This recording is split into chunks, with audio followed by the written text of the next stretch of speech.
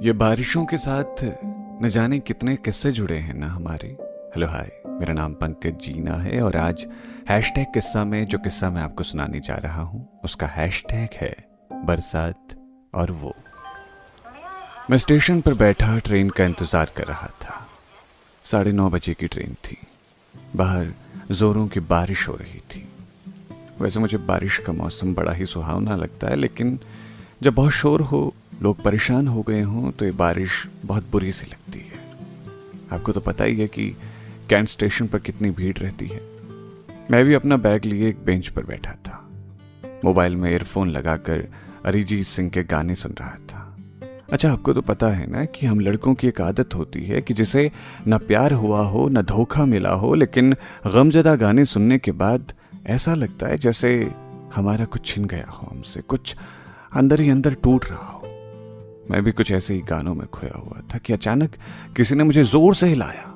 मैंने हड़बड़ी में अपनी आंखें खोली तो देखा सामने एक लड़की खड़ी थी। वो शायद मुझसे कुछ कह रही थी, लेकिन मुझे कुछ सुनाई नहीं दे रहा था। अरे, मैं तो भूल गया कि मैंने अपने कानों में ईयरफोन लगाया था। मैंने जल्दी जल्दी ईयरफोन निकाला। उसने कहा, सुनिए। हेलो, वो झल्लाते हुए बोली। मैं कब से आपको आवाज़ दे रही हूँ, आपको कुछ सुनाई नहीं दे रहा? मैं थोड़ा झींप गया। सॉरी, मैं गाने सुन रहा था, लेकिन आपको क्या चाहिए? मैंने सवालिया लहजे में पूछा। दिखने में वो कोई स्टूडेंट टाइप की लग रही थी।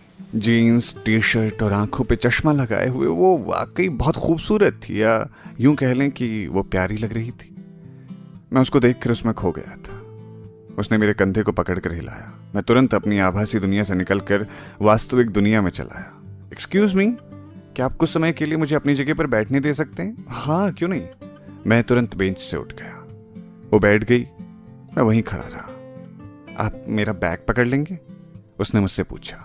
हाँ, मैंने जवाब दिया और उसका बैग ले लिया। बैग में ज़्यादा कुछ नहीं था। ये मैं इसीलिए कह रहा हूँ क्योंकि वो बहुत ही हल्का था। वो अपने रुमाल से अपने भीगे हुए बालों और अपने चेहरे को सुखाने का असफल प्रयास कर रही थी, लेकिन वो इसमें सफल नहीं हो पा रही थी। मेरे पास तौलिया था। मम्मी ने बहुत ही अच्छा खरीद के दिया था। अभी मैंने उसका यूज़ भी नहीं किया था।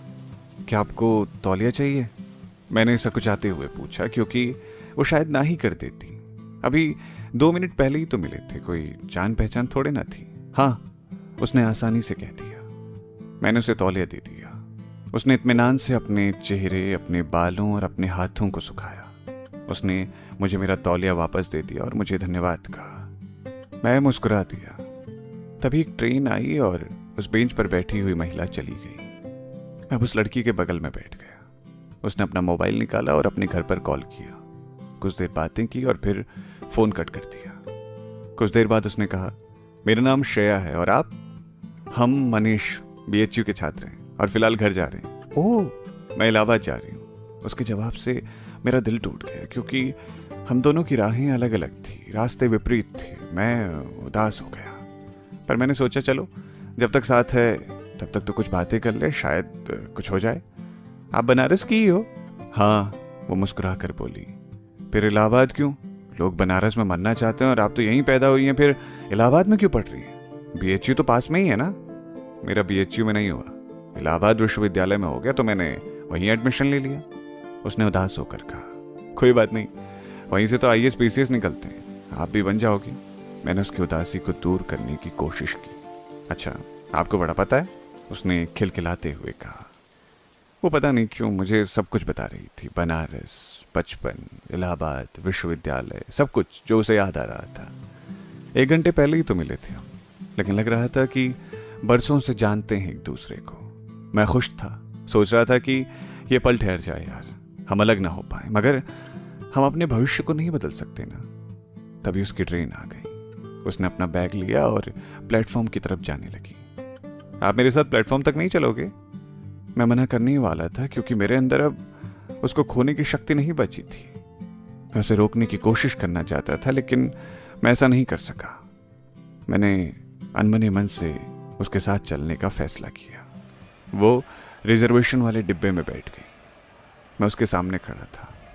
उसने मुझसे मुस्कुराते हुए कहा, मैं चाहती हूँ कि और समय तुम्हारे साथ गुजारूं, लेकिन मेरा दिमाग ऐसा करने से मना कर रहा है। मैं भविष्य में एक अधिकारी बनना चाहती हूँ, तो मैं किसी रिश्ते में आकर बंधना नहीं चाहती। मेरा दिमाग ये करने की इजाज़त नहीं देता, लेकिन मैं अपना दिल तुम्हें देते जा रही हूँ। अगर किस्मत ने चाहा तो हम दोबारा ज़रूर मिलेंगे। ट्रेन चालू हो गई, उसकी आंखें भर आई। मैंने अपना बेशकीमती लॉकेट जिस पर मेरा नाम लिखा हुआ था उसे दे दिया और मैं डिब्बे से उतर आया। मेरी आंखें छलछला गई। मैं रुंधे हुए गले से भरी हुई आंखों से ट्रेन को जाते हुए देख रहा था।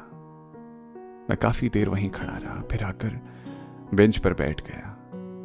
अब तक मेरी ट्रेन भी आ चुकी थी। मैं अपनी सीट पर बैठा रहा, दिल में कुछ टूट रहा था।